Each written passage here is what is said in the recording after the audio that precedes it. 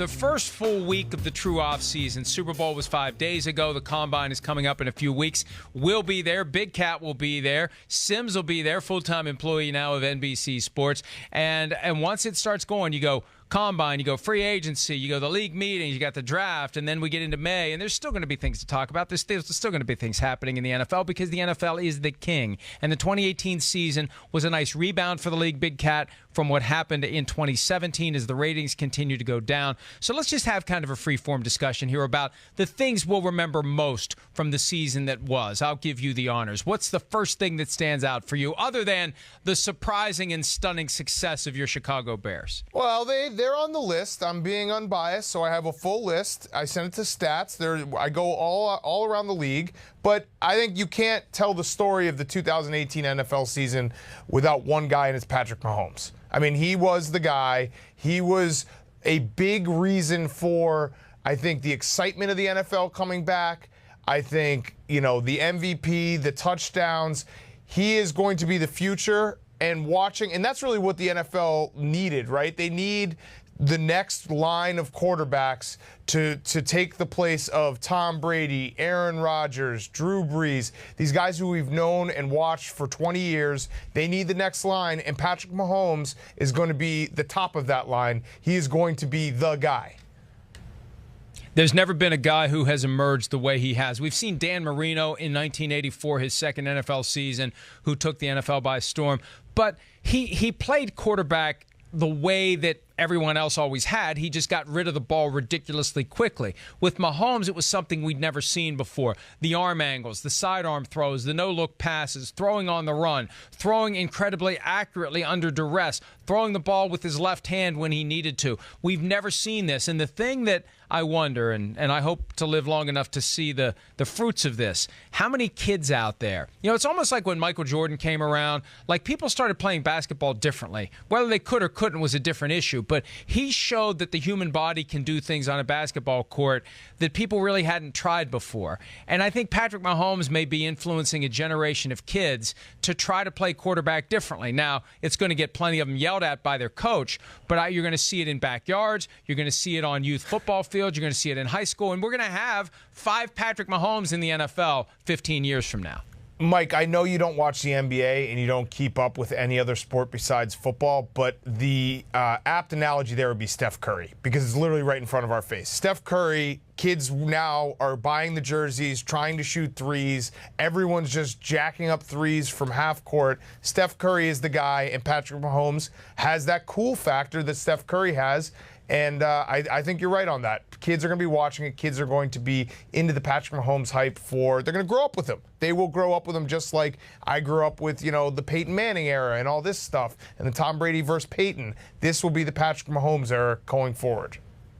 Well, the one thing that will always be in my mind, and this is related to Patrick Mahomes because it was a Patrick Mahomes game, but Week 11, the Monday night game, the epic, arguably the biggest regular season game since Bears-Dolphins in 1985 when Miami supplied the only loss that year for one of the greatest teams of all time. That game, 54-51, Peter King was on this program talking about how Dan Fouts believes the defense should be given a 12th man. That's how bad it's gotten by way of skewed in favor of the offense. And then 11 weeks after Week 11, the team that scored 54 in that game scores 3 freaking points in the Super Bowl. I mean, that dichotomy is the first thing I'm going to think of when I think 2018 season is the Rams score so many points in the middle of the regular season that causes Dan Fouts to suggest that maybe there should be 12 guys on defense, and then that team scores 3 measly points in the Super Bowl. Isn't it perfect? That's just so perfect that whenever we think we've got the NFL figured out, you then have, like you said, the 51-48, or was it 54-51? 54-51.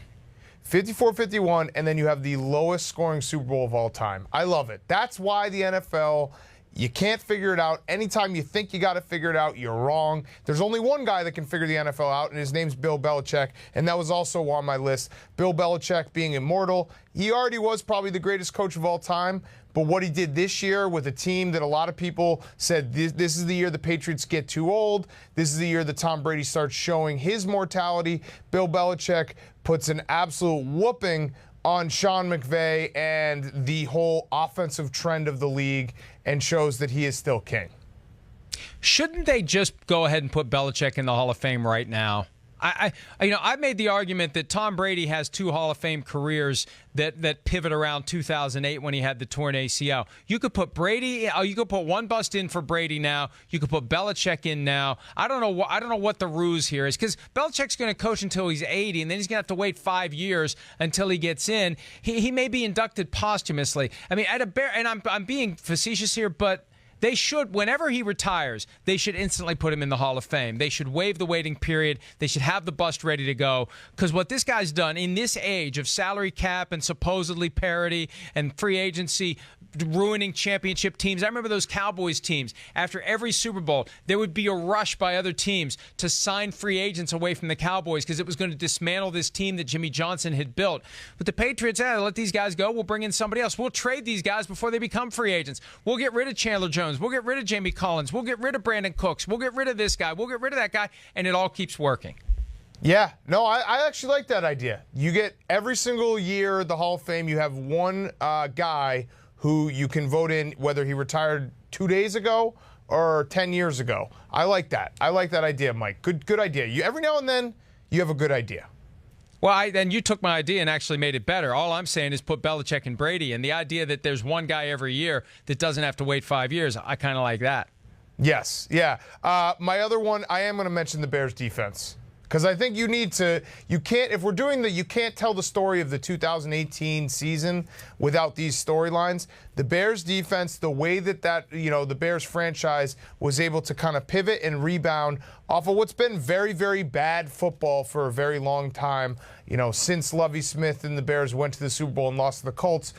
The NFL loves when the Bears, you look at the season next year, you look at the schedule next year, there's all these big games. You look at this year, the Bears played in a bunch of primetime games. The NFL loves when the Bears are good. The NFL needs the Bears to be good. So I think that if you are saying, well, this is the year that the NFL bounced back with ratings and all the storylines, I think the Bears were part of that success. Oh, and I agree, and that's why Matt Nagy was Coach of the Year. The Coach of the Year is always the coach whose team exceeds expectations more than any other, and no one thought the Bears would get to the playoffs. They were going to be 4th place in the division, and they ended up having one of the best seasons of any team, and, a bounce of the ball here or there, and they would have had a bye week, and they wouldn't have lost on that double doink in the wild card round. Have you gotten over that yet? It comes and goes. So there'll be times where I'll just think of it and get really down. So what you just did right there by mentioning it, that was unfair of you.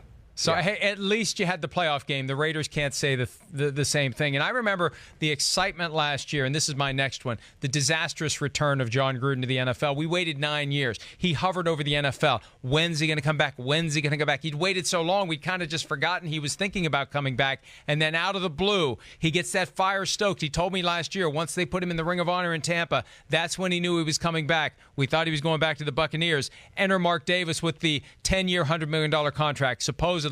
And it was anticipation of what is John Gruden going to do? What are the Raiders going to do?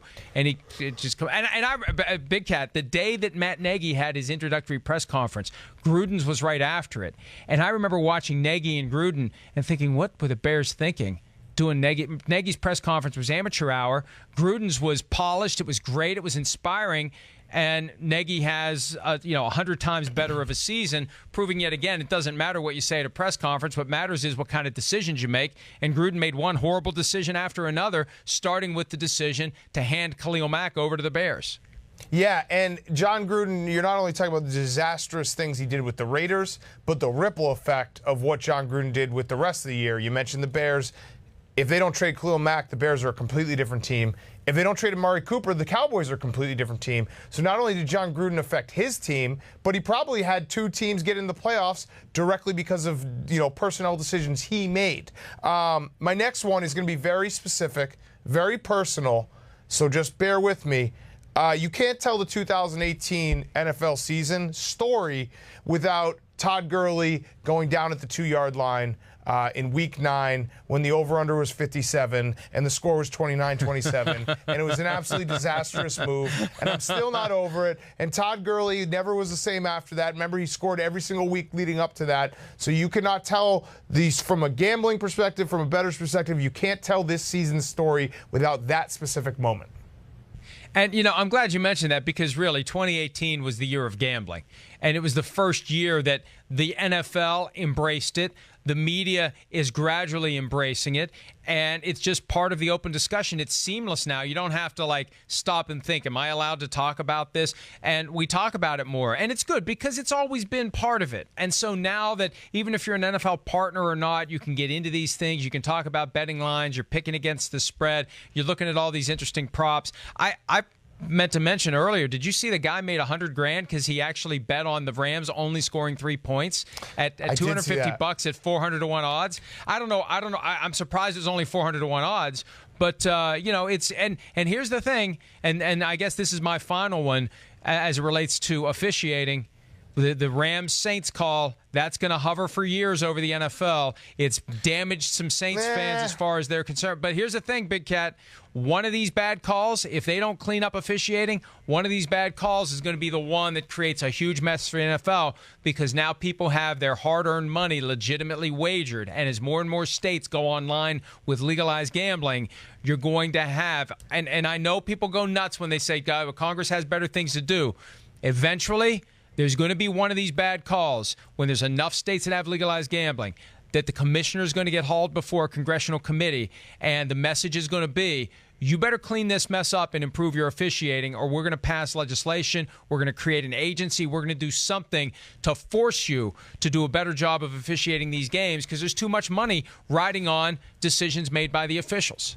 Okay, I buy it from that angle. You saw the NCAA basketball actually just had to have a ruling that they will review every shot in March Madness because they've had 2 times this week where the final shot counted, but it shouldn't have counted. So I agree with you there. And one more point about the Todd Gurley and officiating. You're right. The NFL is king because of gambling. And I know that might be taboo to say, but it's been always out in the shadow. It's been in the shadows. Now it's come out this year. The NFL is king because of gambling, and that's why everyone in America watches, invests. It's not the only reason, but it's one of the biggest reasons. So having that out all in the open, I think is a good thing for the league.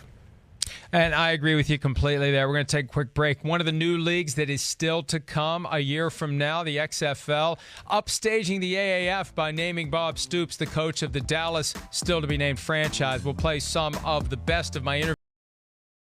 Hi, I'm Mike Tirico, and thanks for watching. Make sure to hit subscribe for the latest news and highlights from NBC Sports.